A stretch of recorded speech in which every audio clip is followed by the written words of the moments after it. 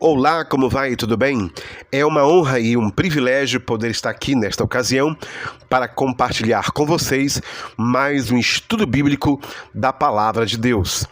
E nesta ocasião eu quero falar com vocês sobre o Evangelho de Lucas, que é o Evangelho de Jesus como um homem cheio de sabedoria.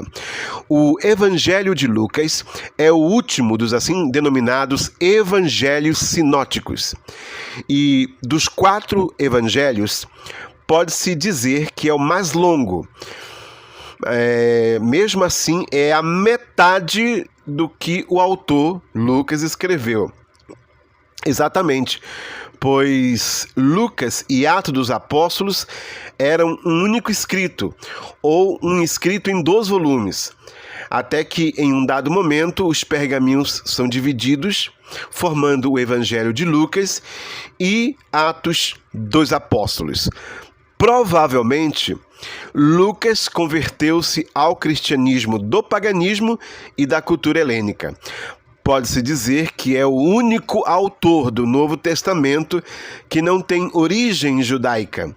Se o tem, foram ocultadas das páginas sagradas. Contudo, nas palavras do teólogo Raymond Brown, embora não tenha sido educado como judeu, talvez converte-se ao judaísmo antes de tornar-se cristão. E também ele não era um palestino. Isso deve explicar o fato de ele não escrever para os judeus, mas para os pagãos, especificamente os gregos.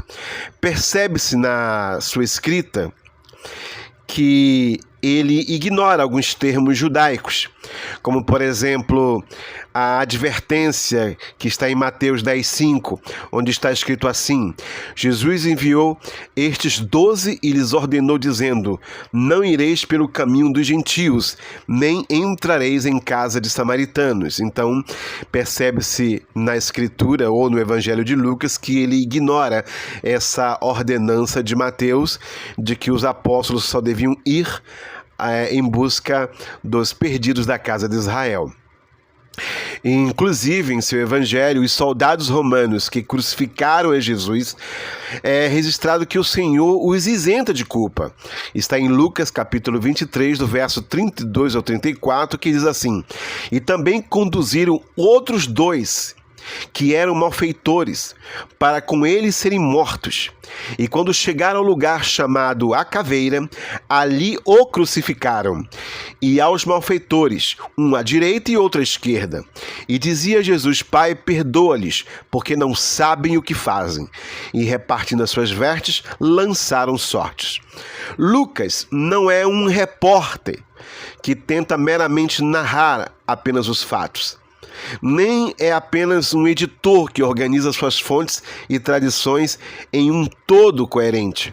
Lucas é um compositor, um autor que criativamente constrói uma narrativa para informar e persuadir. Quanto à autoria do Evangelho, segundo a tradição do século II, Lucas foi o autor deste evangelho. E ele foi médico, segundo Colossenses 4,14, e colaborador do apóstolo Paulo, segundo Filemão, verso 24, em suas viagens missionárias. O apóstolo Paulo cita o seu nome e diz que só Lucas não abandonou, em 2 Timóteo 4,11. Ele era um sírio, vamos dizer assim, de Antioquia. De acordo com o pensamento teológico, a pesquisa teológica, Lucas não é o autor do Evangelho. Tratava-se, pois, de um homem bem instruído, o que escreveu o Evangelho, que escrevia e falava fluentemente grego, e que não foi uma testemunha ocular do ministério de Jesus. Serviu-se do Evangelho de Marcos e dos ditos do Senhor, chamado comumente pelos teólogos de fonte Kelly, bem como de umas tradições orais e escritas disponíveis já neste tempo. Serviu-se do Evangelho de Marcos e dos ditos do Senhor, como falei há pouco, a fonte Kelly. A data, provavelmente foi escrito entre 85 a 90 depois de Cristo. O local e a questão do ambiente político helênico era um tempo em que Roma imperava com braço de ferro através de seus césares. Provavelmente seu evangelho foi escrito em alguma cidade do mundo helênico. O evangelho de Lucas, ele vai ser destinado, como já falei acima, aos gregos, aos gentios, aos crentes que não são de origem judaica. As cartas de Paulo, bem como suas viagens missionárias, produziram um profundo impacto na vida dos cristãos convertidos do paganismo e também do judaísmo. Da mesma forma, despertou uma grande perseguição por parte dos romanos e judeus que resistiram ou que resistiam a Paulo e a sua pregação.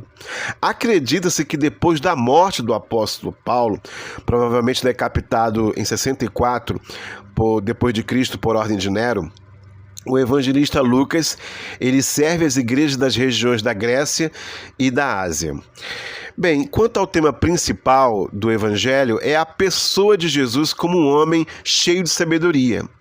E isto é revelado pelo próprio Lucas, quando destina seu escrito, ou seu Evangelho, a um certo Teófilo, que quer dizer em grego amigo de Deus. Está escrito aqui em Lucas 1, do verso 1 a 4.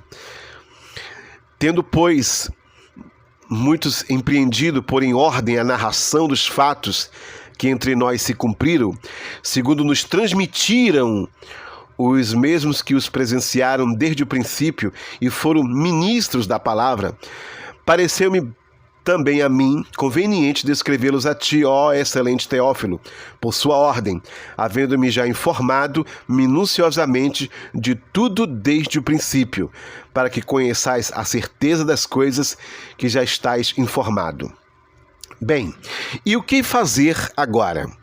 É hora de ler, sim, ler com bastante devoção e fé o Evangelho de Lucas, pois é dever de todo cristão ler ou ter uma experiência, ler as Escrituras e ter uma experiência com Deus através desse contato, dessa leitura da Bíblia Sagrada.